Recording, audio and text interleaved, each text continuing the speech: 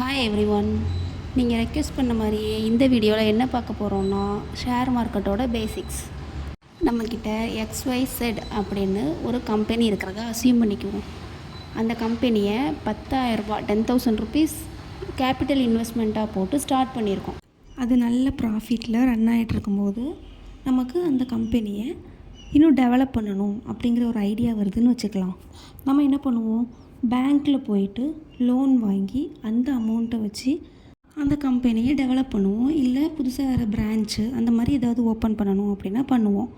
இதுதான் நார்மலாக எல்லாருமே ஃபாலோ பண்ணுற ஒரு ப்ராசஸ். பட் மார்க்கெட்டுன்னு வரும்போது 10,000 ருபீஸில் ஒரு 10%, அதாவது 1000 ருபீஸ் நம்ம பப்ளிக்காக கொடுக்குறோம், மக்களுக்காக கொடுக்குறோம். அதாவது பப்ளிக்காக ஆஃபர் பண்ணுறோம். நம்ம கம்பெனியோட கேபிட்டலில் ஒரு பர்டிகுலர் பர்சன்டேஜ், அதாவது 10% பப்ளிக்காக ஆஃபர் பண்ணுறதுக்கு பேர் தான் IPO, இனிஷியல் பப்ளிக் ஆஃபரிங். நிறைய பேருக்கு IPO பற்றி நிறையவே தெரிஞ்சிருக்கும். மார்க்கெட்டில் ஒரு கம்பெனியை லிஸ்ட் பண்ணணும் அப்படின்னா அவங்க ஃபஸ்ட்டு IPO தான் ஆஃபர் பண்ணணும்.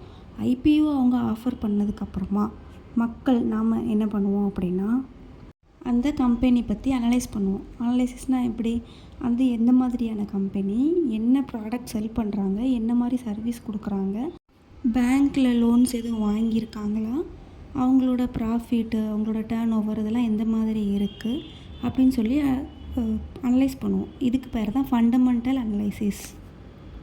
இப்போ நம்மளோட XYZ கம்பெனிக்கு வருவோம். நம்ம 10,000 ருபீஸில் 10%, அதாவது 1000 ருபீஸ் பப்ளிக்காக ஆஃபர் பண்ணதுக்கப்புறம் பீப்புள் என்ன பண்ணுவாங்க, அனலைஸ் பண்ணுவாங்க. அனலைஸ் பண்ணிவிட்டு அது அவங்களுக்கு ஓகேவாக இருந்துச்சு அப்படின்னா அவங்க அந்த ஷேரை பை பண்ணுறதுல இன்ட்ரெஸ்ட் காட்டுவாங்க.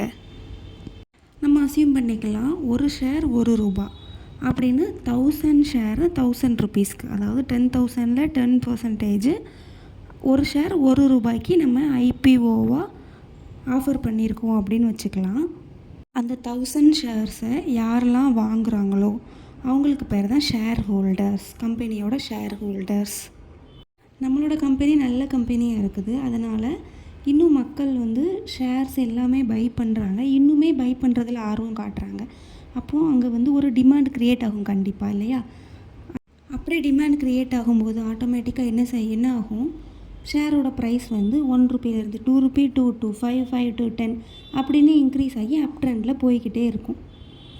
அதே சேம் டைமில் கம்பெனி சைடில் என்ன நடக்கும் அப்படின்னா, மணி கலெக்ட் பண்ணுறோம், ஷேராக கொடுத்த மணியை கலெக்ட் பண்ணுறோம், பண்ணிவிட்டு அதை வச்சு பிஸ்னஸை டெவலப் பண்ணுறோம். நம்மளோட பிஸ்னஸ் டெவலப் ஆகி 1000 ருபீஸ் 10,000 ருபீஸ் இந்த இயருக்கான ப்ராஃபிட்டாக கிடைக்கிதுன்னு வச்சுக்கலாம். அந்த 10,000 ருபீஸில் நம்ம ஆல்ரெடி ஷேராக கொடுத்தோம்ல 10%, அதாவது 1000 ருபீஸ், அதை ஷேர் ஹோல்டர்ஸ்க்கு டிவைட் பண்ணி கொடுக்கலாம். என்னவா டிவைட் பண்ணி கொடுக்கலாம், டிவிடெண்டாக டிவைட் பண்ணி கொடுக்கலாம். டிவிடெண்ட்னா எல்லாருக்கும் என்னென்னு இப்போ புரிஞ்சிருக்குன்னு நினைக்கிறேன். ஷேராக கலெக்ட் பண்ண மணியிலேருந்து கிடைக்கக்கூடிய ப்ராஃபிட்டில் சம் பர்சன்டேஜ் ஷேர் ஹோல்டர்ஸ்க்கு டிவைட் பண்ணி கொடுக்குறது தான் டிவிடெண்ட். ஒன்று ப்ராஃபிட்டாக கிடைச்ச மணியை ஷேர் ஹோல்டர்ஸ்க்கு டிவிடெண்டாக டிவைட் பண்ணி கொடுக்கலாம், இல்லைனா அந்த மணியை வச்சு இன்னும் கம்பெனியை ரீடெவலப் பண்ணலாம். பட் ஷேர் ஹோல்டர்ஸ்க்கு டிவிடெண்டாக டிவைட் பண்ணி கொடுக்கும்போது பீப்புள் என்ன பண்ணுவாங்கன்னா, அவங்களுக்கு தெரிஞ்சவங்க கிட்ட எல்லாமே இந்த மாதிரி XYZ கம்பெனி இவ்வளோ ஷேரில் இவ்வளோ ப்ராஃபிட் கொடுத்தாங்க அப்படின்னு சொல்லுவாங்க. அது நம்மளோட கம்பெனியை இன்னும் அட்ராக்ட் பண்ண வைக்கும். அப்போது நம்மளோட ஸ்டாக்கோட ப்ரைஸ் இன்னும் கண்டிப்பாக மேலே போகும். பீப்புள் வாங்குறதுக்கு இன்ட்ரெஸ்ட் காட்டுவாங்க கண்டிப்பாக. இந்த மாதிரி நியூஸோட எஃபெக்ட்டு ஷேர் ப்ரைஸில் எந்த மாதிரி எஃபெக்ட் ஆகுதுன்னு பார்க்கலாமா?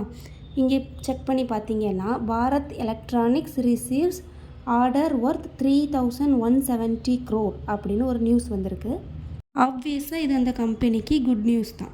அப்போது ஒரு குட் நியூஸ் வரும்போது மார்க்கெட், அதாவது ஷேரோட ப்ரைஸ் அப் ட்ரெண்டில் போகுது, இன்க்ரீஸ் ஆகுது அப்படின்னு நம்மளாவே தெரிஞ்சுக்கலாம். இப்போது அதை செக் பண்ணி பார்க்கலாம். மார்க்கெட்டில் பேசிக்காகவே ஜூன் ஸ்டார்டிங்கில் பாரத் எலக்ட்ரானிக் ப்ரைஸ் அப் ட்ரெண்டில் தான் போயிட்டுருக்கு.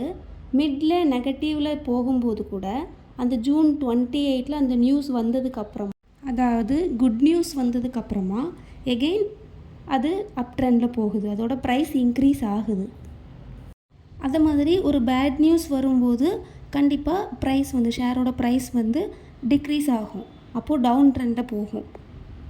அதுக்கு பெஸ்ட் எக்ஸாம்பிள் காமிக்கிறேன். எஸ் பேங்க் எடுத்துக்கலாம்.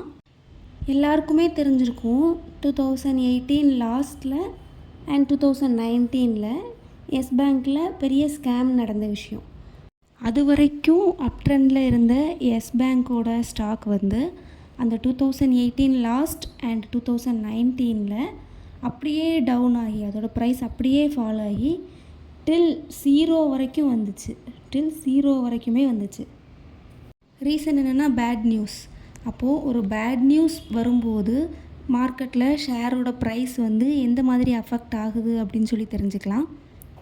இந்த வீடியோவில் ஐபிஓனா என்ன, டிவிடெண்ட்னா என்ன, மார்க்கெட் எந்த மாதிரி குட் நியூஸ்னால பேட் நியூஸ்னால மார்க்கெட் எந்த மாதிரி எஃபெக்ட் ஆகுது ஷேரோட ப்ரைஸு அப்படின்னு சொல்லி எல்லாமே தெரிஞ்சுக்கிட்டோம். ஃபர்தராக இன்னும் நெக்ஸ்ட் வீடியோஸில் இண்டெக்ஸ்னால் என்ன, ஆப்ஷன்னா என்ன, இன்ட்ராடே ட்ரேடிங்னா என்ன, எப்படி பண்ணுறது அப்படிங்கிற நிறைய ஸ்ட்ராட்டஜிஸ் தெரிஞ்சுக்கலாம். இன்னும் இது மாதிரி வீடியோஸ் வேணும் அப்படின்னா ஃபாலோ பண்ணுங்கள். இந்த வீடியோஸில் ஏதாவது கொயரிஸ் இருந்தால் இல்லை டவுட்ஸ் இருந்துச்சு அப்படின்னா கமெண்ட் பண்ணுங்கள், இல்லை வாட்ஸ்அப்புக்கு காண்டாக்ட் பண்ணுங்கள்.